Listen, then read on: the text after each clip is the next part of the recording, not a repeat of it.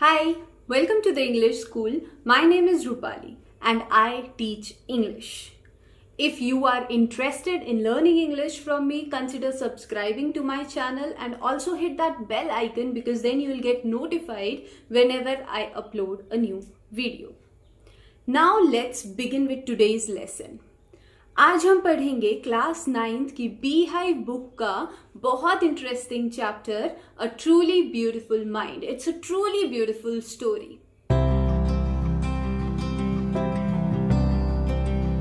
Genius. जब आप ये वर्ड सुनते हैं तो आपके दिमाग में क्या आता है? आई एम श्योर आपके दिमाग में कुछ नाम आ रहे होंगे जो कि बहुत फेमस लोगों के होंगे और बहुत सक्सेसफुल लोगों के होंगे. वो अपनी फील्ड में एकदम बेस्ट होंगे, तभी वो जीनियस होते हैं. और एक नाम जो कि आप में से बहुत सारे लोगों के दिमाग में आ रहा होगा वो है एल्बर्ट आइंस्टाइन का नाम. तो ये स्टोरी एल्बर्ट आइंस्टाइन की स्टोरी है. It's a short biography of Albert Einstein.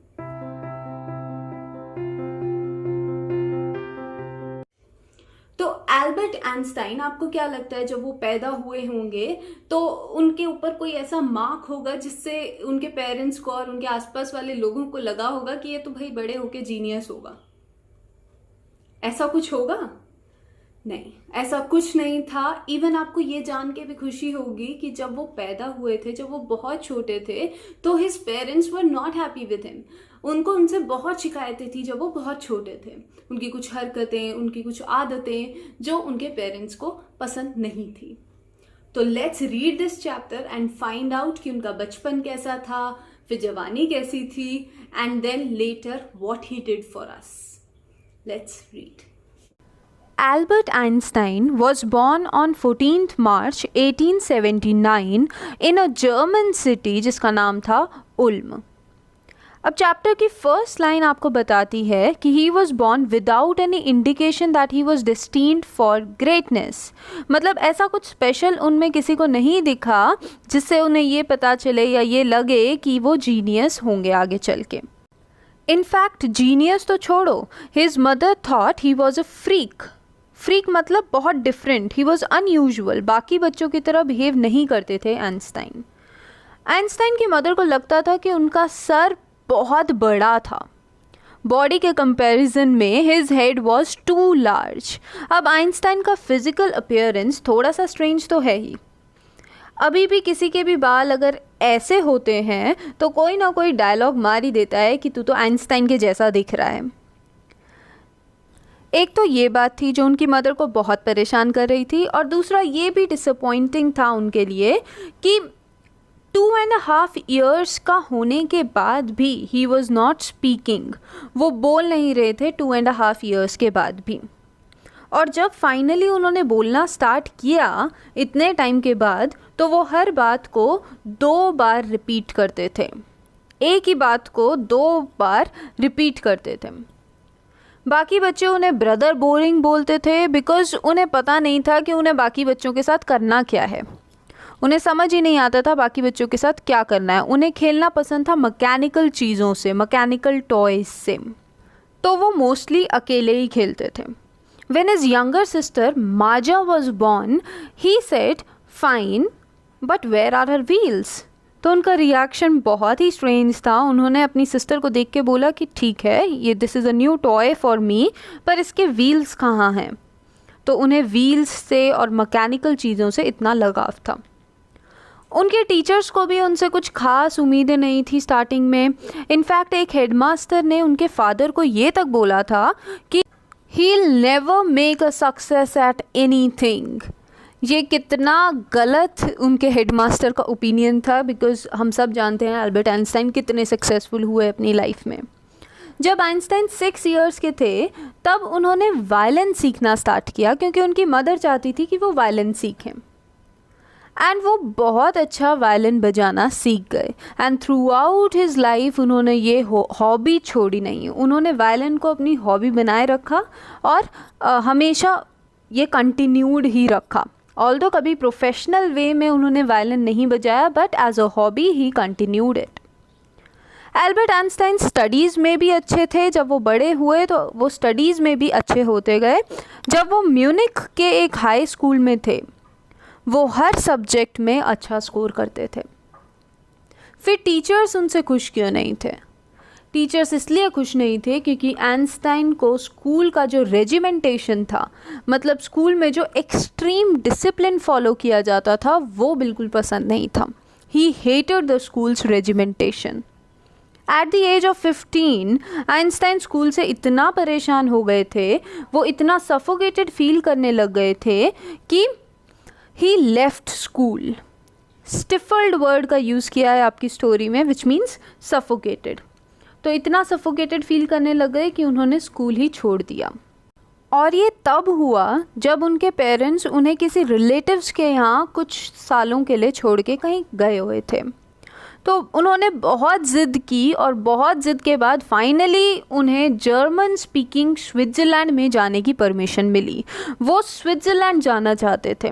अपना स्कूल छोड़ने के बाद वो स्विट्ज़रलैंड के स्कूल में एडमिशन लेना चाहते थे। क्यों? क्योंकि वहाँ के स्कूल्स म्यूनिख के स्कूल्स के जितने स्ट्रिक्ट नहीं थे, वो लिबरल थे। मतलब वो फ्री थे, वो बच्चों को थोड़ी फ्रीडम देते थे एंड ऑल्सो वो हर किसी के सोच, हर टाइप की सोच को एक्सेप्ट करते थे। तो आइंस्टाइन वहाँ पर फाइनली जा पाए। आइंस्टाइन मैथ्स एंड फिज़िक्स में बहुत अच्छे थे और स्कूल ख़त्म होने के बाद वो ज्यूरिख, जो कि स्विट्ज़रलैंड की एक सिटी है, वहाँ पर यूनिवर्सिटी में पढ़ने चले गए। अब आपके चैप्टर में ये लाइन लिखी है, being a dashing man with a walrus moustache. इसका क्या मतलब है?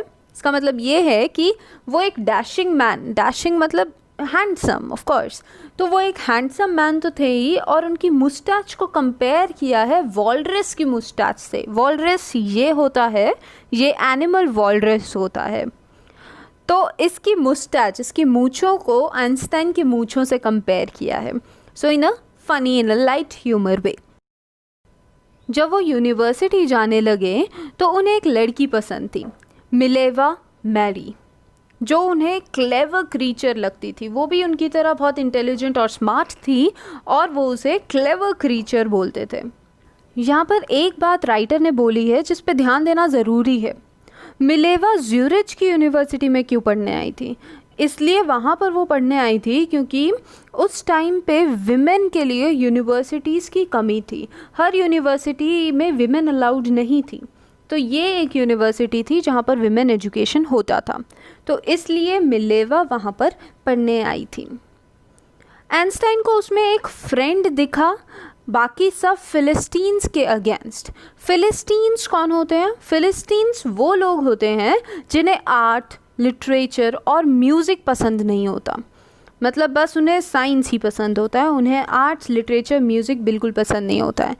बट आइंस्टाइन, इवन दो उनका इंक्लिनेशन साइंस की तरफ था, पर स्टिल रिमेंबर वो वायलिन भी बजाते थे, तो उन्हें आर्ट, लिटरेचर और म्यूज़िक में भी इंटरेस्ट था। तो इसलिए वो फिलिस्टीन्स के अगेंस्ट थे और मिलेवा भी उनके अगेंस्ट थी। तो ये दोनों के इंटरेस्ट जो थे वो सेम थे। They fell in love with each other. Science और रोमांस का मिक्स होता था उनके लव लेटर्स में, जो वो एक दूसरे के लिए लिखते थे। एल्बर्ट मिलेवा से शादी करना चाहते थे यूनिवर्सिटी के इमीडिएटली बाद, बट हिज मदर वो एग्री नहीं कर रही थी इस शादी के लिए, क्योंकि मिलेवा जो थी वो आइंस्टाइन से 3 साल बड़ी थी और उन्हें मिलेवा के ज़्यादा इंटेलिजेंट होने से भी प्रॉब्लम थी। वो उन्होंने बोला, she is a book like you. उन्हें लगा ये दोनों बुक्स हैं, वो भी उतनी ही इंटेलिजेंट है, तो उन्हें उस बात से भी प्रॉब्लम थी। बट फाइनली उनकी शादी हो गई ईयर 1903 में। 1900 में वो यूनिवर्सिटी से पास आउट हुए थे, तो 3 साल के बाद उनकी फाइनली शादी हुई। 1902 में एक जॉब भी मिल गई थी आइंस्टाइन को as a technical expert. But उस टाइम पे वो खुद के एक आइडिया पे भी काम कर रहे थे सीक्रेट में। सीक्रेटली वो अपने एक आइडिया को भी डेवलप कर रहे थे। सैडली आइंस्टाइन और मिलेवा की मैरिज में प्रॉब्लम्स आनी स्टार्ट हो गई कुछ टाइम के बाद, और उन्होंने फाइनली 1919 में डिवोर्स भी ले लिया। उसी साल आइंस्टाइन ने दूसरी शादी की एक एल्सा नाम की लड़की से। आपको ये सारे नाम याद रखने हैं अपने एग्ज़ाम पॉइंट ऑफ व्यू से। तो कैरेक्टर्स के नाम तो बहुत इंपॉर्टेंट होते हैं, वो आपको याद रखने हैं। अब स्लोली आइंस्टाइन पूरे वर्ल्ड में फेमस होने स्टार्ट हो गए। 1915 में उनकी जनरल थ्योरी ऑफ रिलेटिविटी बाहर आई, जिसने ग्रेविटी की एक नई इंटरप्रिटेशन से पूरे वर्ल्ड को हिला दिया। जो फ्रेज़ आपके चैप्टर में यूज़ हुआ है वो है took the world by storm. इसका मतलब होता है कि पूरे वर्ल्ड को हिला दिया, इतना कुछ बड़ा काम था ये। फिर तो क्या था, 1921 में उन्हें नोबेल प्राइज़ फॉर फिज़िक्स दिया गया। 1933 में जब जर्मनी में नाज़ीज़ पावर में आए, तब आइंस्टाइन को जर्मनी छोड़ के यूएस में इमिग्रेट करना पड़ा। नाज़ीज़ कौन होते हैं? नाज़ीज़ वो होते हैं जो बहुत एक्सट्रीम रेसिस्ट होते हैं और इनटॉलरेंट होते हैं। मतलब वो किसी और रिलीजन या ग्रुप को के आइडियाज़ को एक्सेप्ट नहीं करते हैं, तो वो होते हैं नाज़ीज़। तो नाज़ीज़ के अंडर बहुत सारे लोगों को रहना मुश्किल हो गया था, तो आइंस्टाइन भी इमिग्रेट कर गए यूएस में। 5 साल के बाद जब न्यूक्लियर फिजन डिस्कवर हुआ, साइंटिस्ट ने जब न्यूक्लियर फिजन डिस्कवर किया, तो साइंटिस्ट और फिजिसिस्ट्स को बहुत टेंशन और वो बहुत अपसेट हो गए। क्यों वो अपसेट हो गए? क्योंकि उन्हें डर था कि नाज़ीज़ जो थे वो एटम बॉम्ब को बना सकते थे। अब ऐसे में एक कोलीग के कहने पे आइंस्टाइन ने लेटर लिखा अमेरिकन प्रेसिडेंट, उस टाइम के अमेरिकन प्रेसिडेंट फ्रैंकलिन डी को। इसके बाद अमेरिकन्स ने ही एटॉमिक बॉम्ब डेवलप कर दिया। और उसके बाद क्या था, उसके बाद जो एक वो बहुत famous, I would say notorious incident था हिरोशिमा और नागासाकी बॉम्बिंग का, वो हुआ। तो अमेरिकन्स ने जापानीज़ सिटीज़ हिरोशिमा और नागासाकी पे बॉम्ब डेवलप करके वहाँ पर छोड़ दिया इन अगस्त 1945। आइंस्टाइन वॉज डीपली शेकन। उन्हें बहुत बुरा लगा और उनके ऊपर बहुत ज़्यादा असर हुआ इस बात का, क्योंकि उन्होंने लेटर तो किसी और वजह से लिखा था, रोकने के लिए, न्यूक्लियर बॉम्ब की फॉर्मेशन को रोकने के लिए, बट वो उल्टा हो गया। एंड इस बार उन्होंने एक और लेटर लिखा, वो लिखा यूनाइटेड नेशंस को, और उन्होंने प्रपोज किया कि एक वर्ल्ड गवर्नमेंट फॉर्म होनी चाहिए जो कि डिसाइड करे कि, जो कि एटलीस्ट मॉनिटर करे कि क्या हो रहा है वर्ल्ड में। बट इस सेकेंड लेटर का कुछ खास इम्पैक्ट पड़ा नहीं किसी पे भी।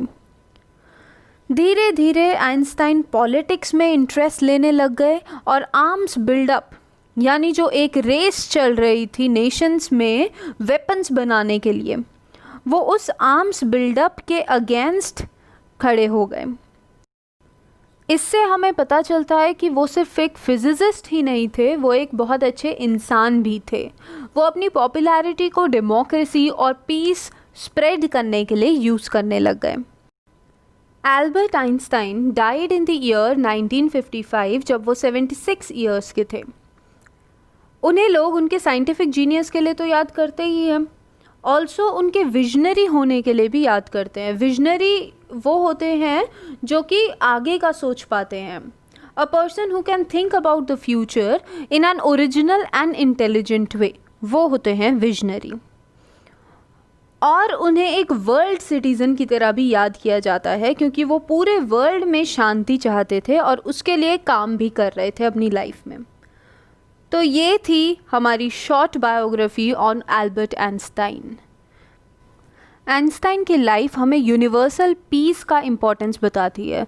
वो ये भी बताती है कि साइंटिफिक जो भी डिस्कवरीज होती हैं वो पीसफुल काम के लिए यूज़ की जानी चाहिए, नहीं तो हिरोशिमा नागासाकी जैसा इंसिडेंट जो है वो रिपीट हो सकता है।